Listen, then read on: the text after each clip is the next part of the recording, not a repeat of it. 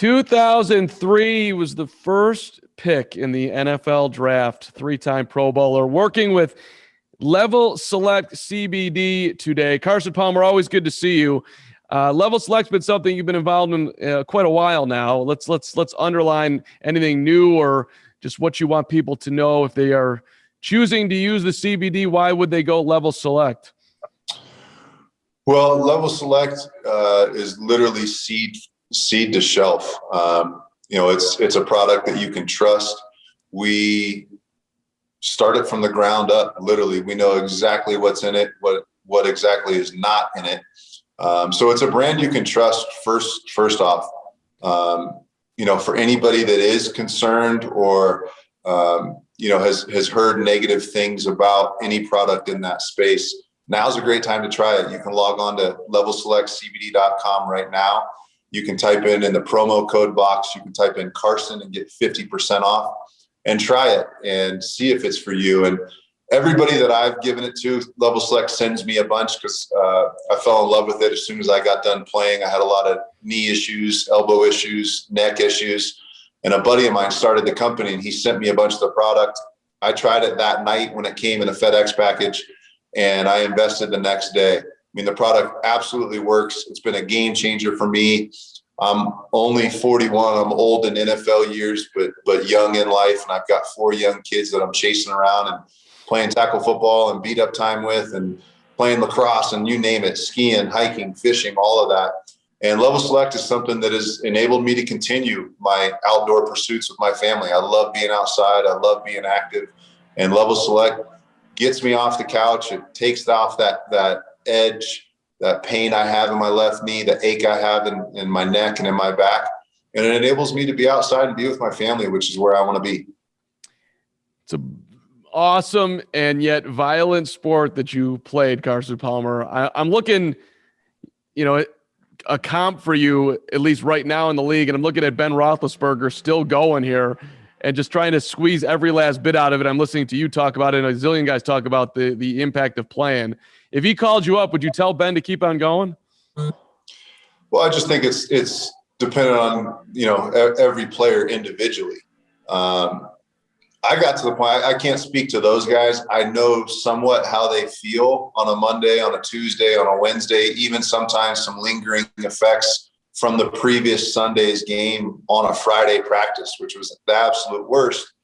And it was also a part of my last 2 or 3 years in the league. On Fridays, I would get to Friday and I'm like, man, I should be recovered like I was 4 or 5 years ago when I was in my 20s. But when I got to be 35, 36, 37, I was feeling like I just played a game the day before, even though, it was Friday practice getting ready for the upcoming Sunday game. I was still feeling the effects of the prior Sunday. So I think you noticed that this year as a fan, when you watch Drew Brees play, when you watch Matt Ryan play a little bit, you didn't see it as much with Brady. It seemed like, he seems pretty ageless. You saw it with Roethlisberger, but one of the things I noticed the most was just the velocity. You saw a lot of balls kind of tailing off at the end and dying at the end when they were really trying to get velocity on the ball down the field. Some of those guys, at some point you just don't have it anymore. And I started to feel those effects the last, 2 or 3 years of my career. What is it with the ageless Tom Brady? I mean, people are saying, are the Bucs the favorite to win it again? I'm like, how did they win it this year? That's just incredible that he went to Tampa and did that. But is it the magic Tom Brady formula? What do you have? I think he's been, on the forefront of taking care of his body and having a healthy diet. And he's been talking about playing up to the age where he's at right now for the last 10 years. I mean, he's thrown out those, I want to play till I'm 41. I want to play till I'm 45. We've been hearing about that.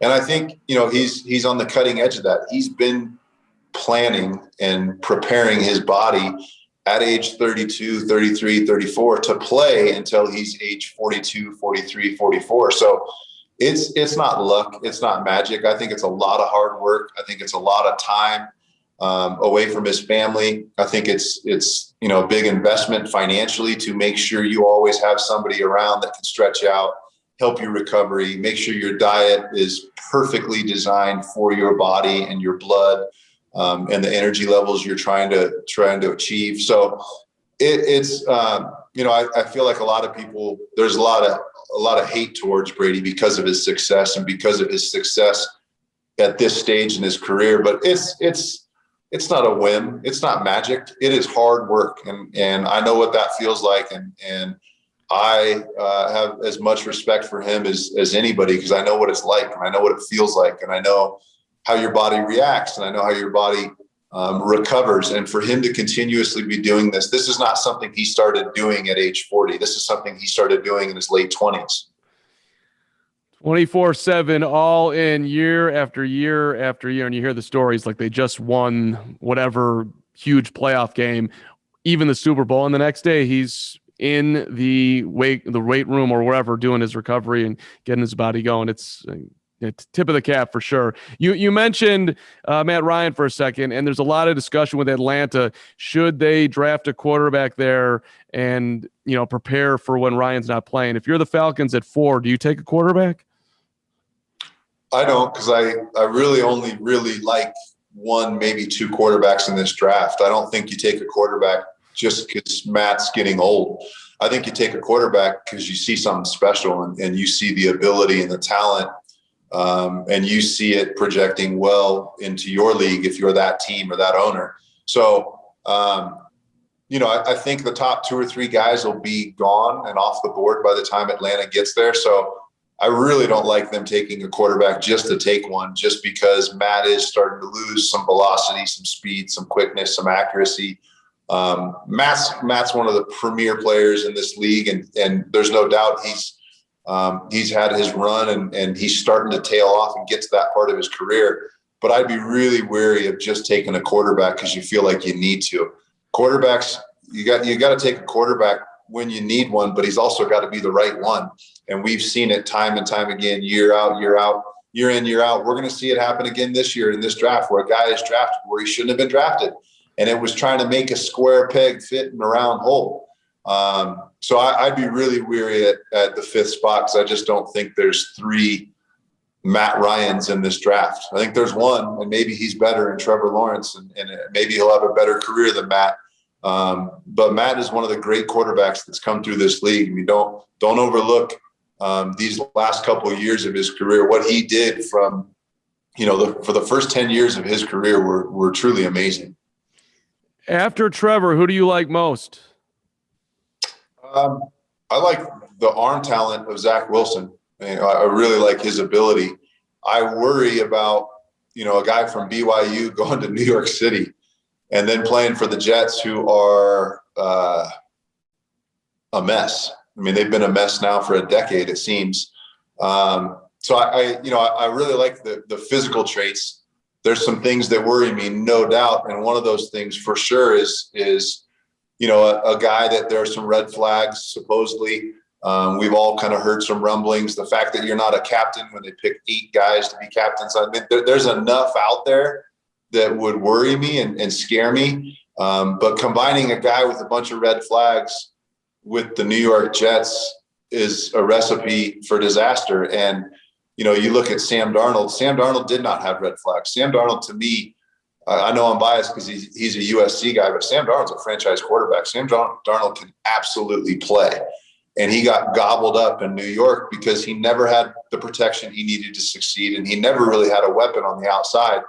I just look at history. I can't help but look at facts and stats and history. And historically, the New York Jets don't draft very well, and they don't build their team very well. And now if you overdraft for a player coming from, Salt Lake City, Utah, and putting him in New York City, around or in an organization that doesn't have a great foundation and isn't built structurally well, that could be a really big disaster. And I'm just glad Sam got out when he did. And now he's going to a great ownership group in David Tepper in Carolina, a great young head coach, salty defense, a defense that's going to get better, a team that you hope drafts well and builds around Sam. And I think we're going to see Sam flourish over the next couple of years in Carolina. So I'm thinking about a team like the Chicago Bears when you talk about Sam Darnold. And they were willing to, I guess, pay a ton to get Russell Wilson, who the Seahawks weren't going to move. And then they decided to, sign up for 1 year of Andy Dalton. No disrespect to Andy Dalton, but here was a guy who you're just saying in Darnold that you could have had, and he could be your quarterback for the next 10 years. I mean, it feels to me like Chicago has already gotten this wrong. Well, they really got it wrong when they drafted, Mitch Trubisky again. Like, they needed a quarterback, and they reached, and they took a guy that would have. In our book, when we evaluated him, we thought he was a late second round, early third round pick, and he ended up going, I believe, top 5 to Chicago. And it's going to. He went 2. Yeah. Okay. He went 2 to Chicago, and Chicago is still, like, as you just said, they're still reeling from that decision. That was a really odd choice at the time on the draft day. Everybody was blown away that they did that. But then they said, well, they really need a quarterback, though. That's how you get yourself in trouble. When you reach and take a player that's not worthy of that spot, because every year and year out, you're going to hear, well, they could have had so-and-so that went 3rd, and they could have had this defensive tackle that's a perennial all-pro, or this wide receiver, or this guy. And now Mitch is, on a team fighting for a backup job. So I just get really weary, especially with the Jets with that second pick taking Zach Wilson. In 2017, do you remember how you had him graded between Watson and Mahomes? Because I was really high on Deshaun Watson because I had insider information. My brother was training him for the draft. I saw him in person multiple times when he was working out with my brother and getting ready for the combine and all that. So I was biased to Deshaun. I loved everything about his game and everything about his competitiveness and his toughness and his leadership. Mahomes, we didn't have as high as Deshaun, but I also didn't have a chance to get my eyes on him and see him outside of a television or a computer screen. But yeah, we had Deshaun ranked very, very high in that draft, much higher than where he went to Houston, I think in the 10s or 15, something like that. Well, and your brother also had Josh Allen, right? And a lot of people thought that he was not going to be anywhere close to what he's turned out to be. I mean, he had the size, but the accuracy wasn't there. How do you think he's gotten to the level that he's gotten to? Hard work. I've seen it firsthand. I was out there a couple weeks ago. He was out there grinding on. That was in March, when most guys aren't even starting to work out yet. I went out and watched him throw in March. He was a raw, uncut gem when he got to Buffalo, coming from a smaller school, not playing against elite NFL talent. And he just worked his butt off. And my brother got to witness it firsthand. It was a big, big help for him, but it's nothing but hard work. I mean, he is an absolute grinder. He's the perfect Buffalo Bills quarterback. I mean, he is tough. He's physical. He's a sweet kid. He's got a gentle heart, and he's got an absolute hammer for an arm. Obviously, we've seen him run with the ball and the speed and athleticism, and he's all of 245 pounds. He's not somebody that defensive backs like tackling or like having to hit. His maturation he's flourished. His skill set is getting better today. I know they're out there on the field today in Southern California working. So he's got to where he is right now from hard work, and it paid off. That's the best thing that can happen to these young guys is they put in the time and they study film and they train and they change something mechanically and they rep it and work it and work it and work it. And then they have a great season. And then they just can't help but think back. You can't help but think back, man, I put in so much work and I was rewarded for it. I'm going to do it again. And I'm going to do it again. So he's built a great foundation of how to work, how to train. He's seen the proof in the pudding. He's seen it pay off. And now, like I said, I just saw him a couple of weeks ago, last month, and he's still working. And it's so good to see a young guy reap the rewards of the hard work and then continue to want more and want to get better and see just how high their ceiling is. See, that's the thing. There's really, when you're in the middle of the career, it doesn't feel like there's much of a touchdown dance. Like, we just had a great season. I just made a bunch of dough. I had a ton of fun. And tomorrow I'm back recovering and or tweaking my mechanics to get to the next level. It's kind of back to what you're talking about, Brady. You don't really get a whole lot of time to celebrate when you're playing. Did you feel that way? Oh, it's never ending. as soon as you do celebrate and take time off, that's when your game slips. And for a lot of guys, it was the situation I was in. Is if I did take some time off, or my wife wanted to, get out of Ohio and go to Mexico or go wherever and go see the beach and, feel sunshine and all that, you can't help but think, oh man, what's Drew Brees doing back in California? What's Brady doing? What's Roethlisberger doing? What's Matt Ryan doing in Atlanta? I bet they're working out today. So that's the kind of mentality you want to build, is somebody else. Man, I got to Arizona and I knew Russ Wilson was training. You start thinking about all these other quarterbacks, and you play a game with yourself. And sometimes you have to. I had to have that mentality. Some guys don't have to. Like, you look at Brady, I don't think Brady worries about anybody else. I think he's focused on his game and he knows what it takes, and the proof is in the pudding. But for some of these young guys, when I was playing, that was my mindset, is we can't go to Mexico right now. I got to train. I got to do this. I got to do that. And so embedding that kind of work ethic and that kind of routine is so important for these young guys, because once you start that routine, as soon as you stop, you start getting self-conscious. Oh man, I was working so hard and then I took a week off. Am my muscles shrinking? Is the velocity of my ball coming down? Am my mechanics slipping? You start playing all those mental games in your head. And that's a great space to be in. That's a great competitive space to be in, especially now with the world of the NFL. There's no OTAs. There's no off season.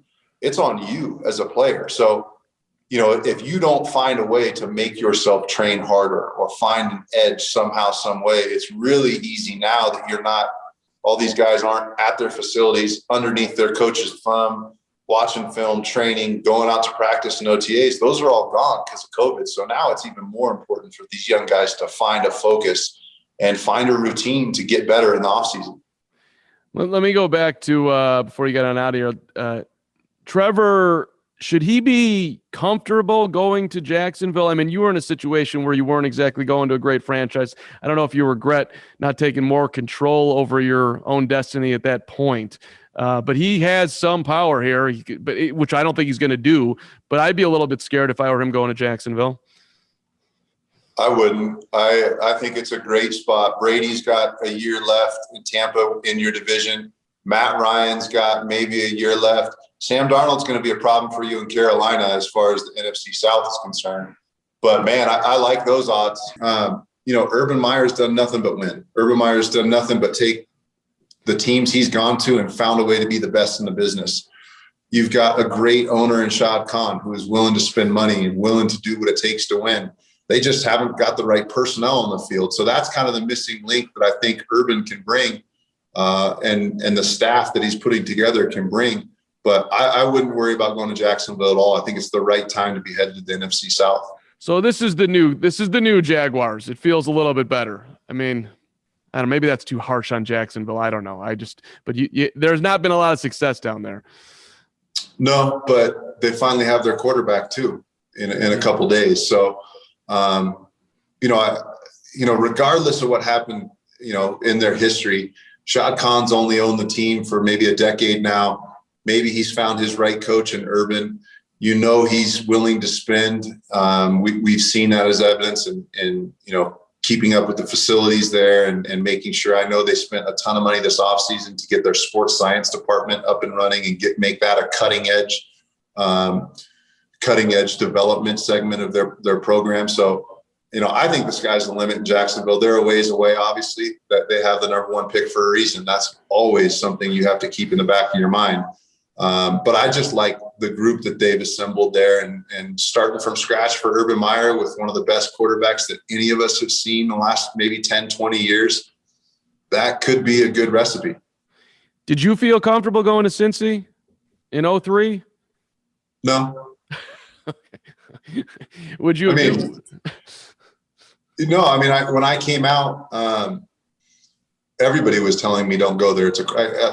Everybody said it's a quarterback graveyard. It's a quarterback graveyard. I heard it so many times. It just pissed me off. And I said, I'm going to buck the trend. I'm going to change it. I wasn't able to do that, obviously. But I would be much more comfortable,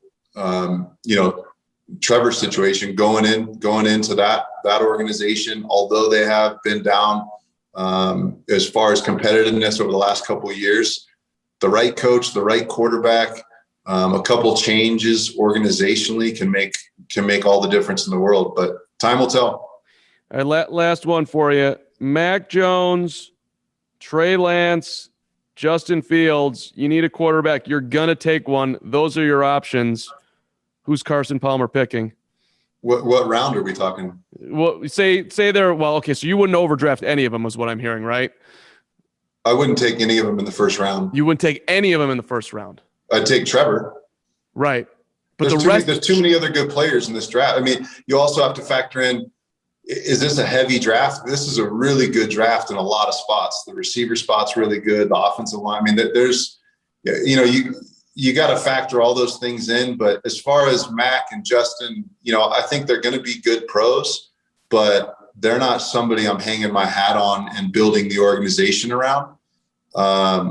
I think Trevor's that guy. I think there's one guy like that in this draft class, but the other three guys, I think they're solid second and third round picks. I'd probably pick Mac Jones last of the group just because the ceiling is much higher for the other two guys in Justin Fields and Trey. But I think we've seen the ceiling of Mac. Mac will never play with as good of receivers in the NFL. It doesn't matter where he goes. He will never play with as good of receiver talent as he did in college. And so I think that shows you where his ceiling is, physically. The other two guys, Justin Fields played with some great talent. Trey's got a ton of talent and didn't play with a bunch of talent. But again, I think there's one quarterback in this draft and looks like he's going to Jacksonville. Carson Palmer, Level Select CBD. I can always feel like I can talk to you for an hour. Appreciate the knowledge. Thanks for the time as always. Thanks for having me. Good to catch up.